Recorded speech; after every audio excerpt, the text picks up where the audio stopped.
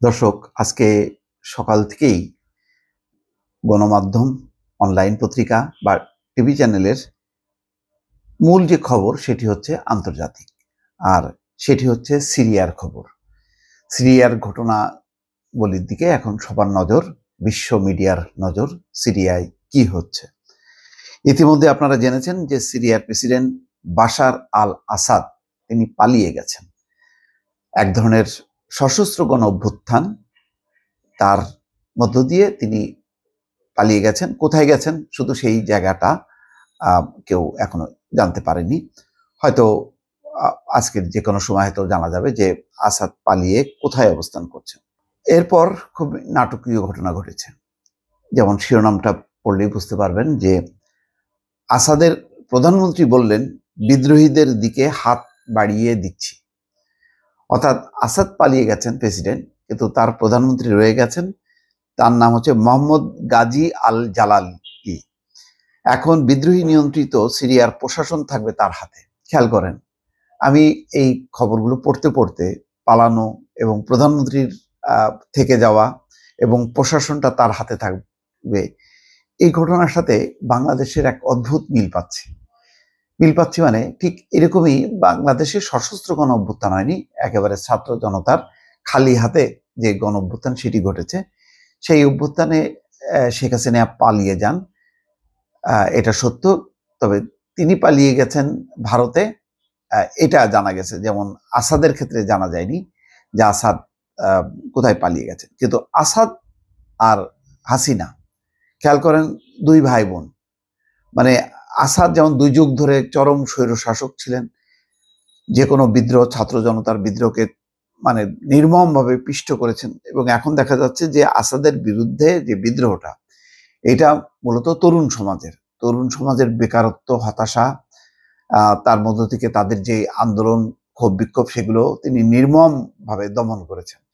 তার পরিণতিতে শেষ সময় একটা অভ্যুত্থান ঘটেছে এবং সেখানে অনেকগুলো গোষ্ঠী, সশস্ত্র গোষ্ঠী, বিভিন্ন জাতিগোষ্ঠী যারা বিভক্ত ছিল, সবাই মিলে মনে করছে যে এই আসাদ সবাইকে বিভক্ত করে, তরুণ সমাজকে দমন করে সে স্বৈরশাসন চালিয়ে যাচ্ছে, তাকে পতন ঘটাতে হবে। ফলে সকল গোষ্ঠী এক হয়ে একেবারে বলতে গেলে বিভিন্ন শহর তারা নিয়ন্ত্রণ করতে করতে তারা রাজধানীর দিকে এগিয়েছে। ঠিক বাংলাদেশে দেখেন, সেই যখন নাকি ঢাকা মার্চ শুরু হলো, সারা দেশ থেকে মানে আসতে শুরু করলো ঢাকার দিকে, এবং হাসিনা পালিয়ে গেল। ঠিক একইভাবে আসাদ পালিয়ে গেল, হাসিনার বোন আসাদ পালিয়ে গেল। এখন বলা যায় যে, কারণ মানে আসাদও স্বৈরশাসক, ওই হাসিনাও স্বৈরশাসক। একজন 15 বছর, আরেকজন হচ্ছে 24 বছর। এই হচ্ছে বছরের পার্থক্য। আবার দেখেন, প্রধানমন্ত্রী মোহাম্মদ গাজী আল জালালি কার প্রধানমন্ত্রী? আসাদের প্রধানমন্ত্রী। আচ্ছা, বাংলাদেশে হাসিনা পালিয়ে গেলেও কে থেকে গেল? থেকে গেল শাহাবুদ্দিন চুপ্পু। তিনি কে? তিনি হচ্ছেন হাসিনার প্রেসিডেন্ট।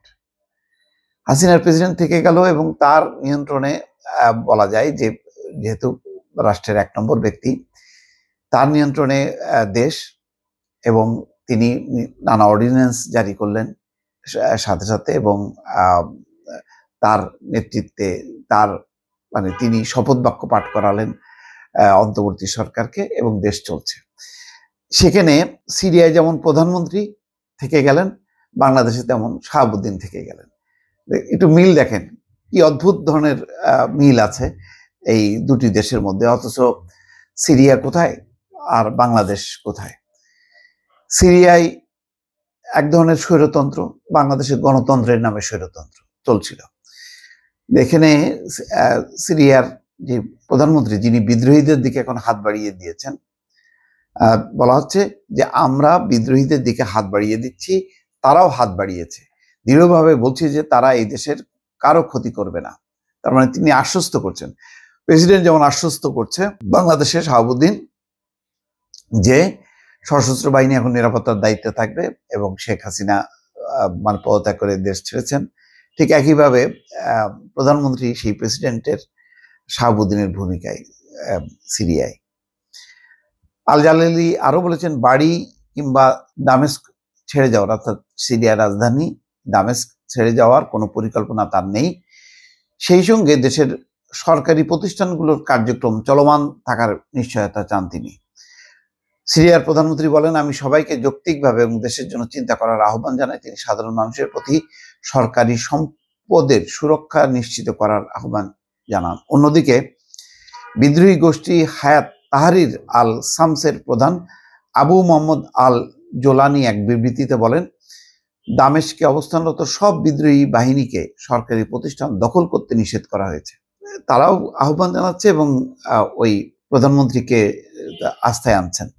বিবৃতিতে আবু মোহাম্মদ আল জোলানি আরো বলেন, আনুষ্ঠানিকভাবে ক্ষমতা হস্তান্তরের আগ পর্যন্ত এসব সরকারি প্রতিষ্ঠান সাবেক প্রধানমন্ত্রীর তত্ত্বাবধানেই থাকবেন। অর্থাৎ সেই বিদ্রোহের মূল নেতা আল জোলানি সে বলছে যে আনুষ্ঠানিকভাবে ক্ষমতা হস্তান্তরের আগ পর্যন্ত যত সম্পদ সরকারি প্রতিষ্ঠান সব সাবেক প্রধানমন্ত্রীর তত্ত্বাবধানেই থাকবে। দামেস্কে উদযাপনের জন্য গুলিবর্ষণ করা যাবে না বলেও বিবৃতিতে জানিয়েছেন এসটিএস এর প্রধান।